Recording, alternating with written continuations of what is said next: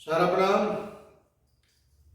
सहारा से जुड़े हुए हमारे लाखों कर्तव्योगी साथीगण और करोड़ों निवेशकों का एक बार फिर से हार्दिक अभिनंदन, स्वागत है। साथियों, हमारे बुजुर्ग इस बात को कहते हैं कि जीवन में अपने निकटतम कोई एक व्यक्ति ऐसा जरूर होना चाहिए जो सच्चाई से अवगत कराता रहे, और वो होता है दोस्त, मित्र। और कानूनी दांवपेचों में अगर मामला कोई उलझा हुआ हो तो ऐसे किसी व्यक्ति की तलाश बहुत मुश्किल हो जाती है जो सही एडवाइस देता रहे और उन कानूनी दांवपेचों से निकाल कर उस व्यक्ति को बिल्कुल सेफ बचाते हुए बाहर निकाल लाए। लेकिन ऐसा आज की डेट में व्यक्तिगत रूप से होता नहीं है, क्योंकि हर व्यक्ति के स्वार्थ अब इतने बड़े मजबूत हो गए हैं कि वो दूसरे व्यक्ति की क्या परेशानी है, क्या समस्याएं हैं, इससे अब उनका कोई लेना देना वर्तमान में है नहीं। और हर व्यक्ति अपने स्वार्थों की पूर्ति कैसे हो, हमारा लाभ किस में हो, वर्तमान परिस्थितियां, समय कुछ ऐसा ही चल रहा है। सहारनीय परिवार भी इससे कहाँ अछूता है, कहाँ इससे बच पाया है। याद करें ना, 2007-8 के लगभग जिन लोगों को सहारा को बर्बाद करने का जिम्मेदारी दिया गया था, उन्हीं लोगों में से एक व्यक्ति को सहारा को बचाने का भी जिम्मेदारी दे दिया गया सहारा की मैनेजमेंट के द्वारा। किसने सलाह दी इस बात को तो पता नहीं, लेकिन जो एक धर्म होता है वकीलों का, उस धर्म के साथ निश्चित रूप से कहीं न कहीं से छल जरूर किया गया है। क्योंकि देश के सर्वोच्च पद पर आसीन किए हुए मिस्टर कपिल सिब्बल, जिन्होंने सहारा को बचाने का जिम्मेदारी लिया, आपको शायद पता नहीं होगा लेकिन अनुमान है, मैं भी कंफर्म नहीं हूँ, अनुमान है कि एक हेयरिंग पर, एक सुनवाई की उपस्थिति पर उनको लगभग 25 लाख रुपए पेड किया जाता है। इस तरह की सूचना है, कितना सत्य है कितना झूठ है इसके बारे में तो नहीं मैं बता सकता, लेकिन अनुमान है, क्योंकि वो इस देश के सबसे बड़े वकील होने का दावा करते हैं और बहुत सारे लोग इस बात को मानते भी हैं कि हिंदुस्तान का सबसे बड़ा वकील अगर कोई है तो वो कपिल सिब्बल है। लेकिन इतने सालों से कपिल सिब्बल इन सारी चीज़ों को ऐसे घसीट रहे हैं जैसे कि इस पूरा का पूरा मुनाफा सहारनीय परिवार को निचोड़ कर के प्राप्त कर लेना है। जो काम 2008 में नहीं हुआ, धीरे धीरे करके ये अब तक लगभग कर ही दिए हैं। अगर सहारनीय परिवार इतना मजबूत नहीं होता तो शायद ये कब के कामयाब हो भी गए होते। तो मैं तो इस बात के पक्ष में हूँ कि अब जल्दी से जल्दी जितना भी हो सके इन महाशय को सहारा भुगतान, सहारा निवेशकों का हो जाए। जो सबसे बड़ी अड़चन, सबसे बड़ा इसमें अवरोध जो बना हुआ है उसको हटाकर किसी अन्य जो उस विचारधारा का ना हो जो कांग्रेस की विचारधाराएं थी उसका ना हो,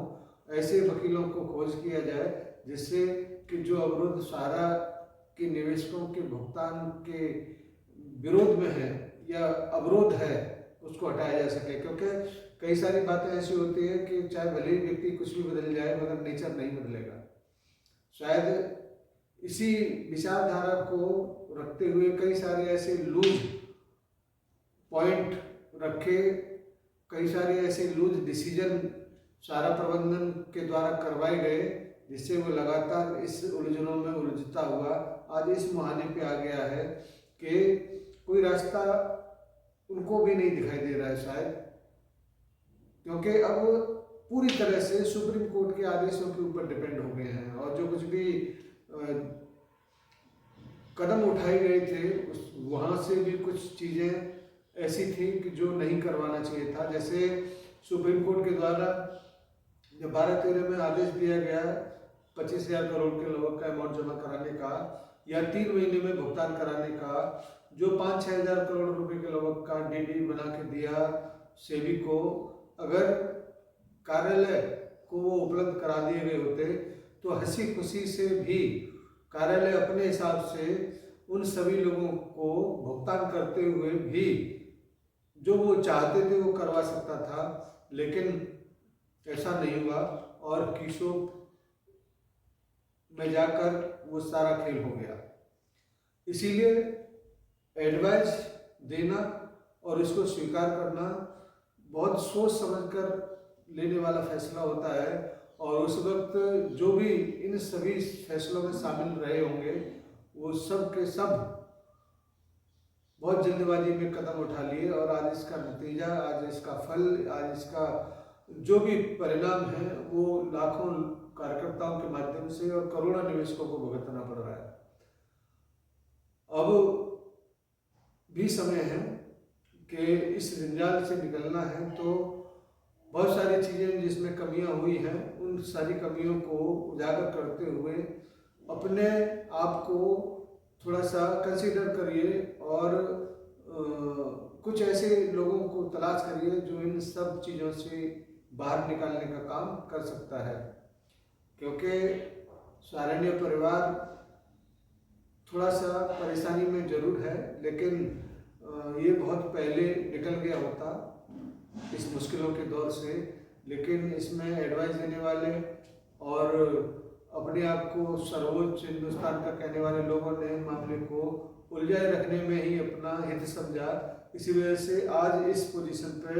लाके हम खड़े हुए हैं। करोड़ों लोगों की हित की बात,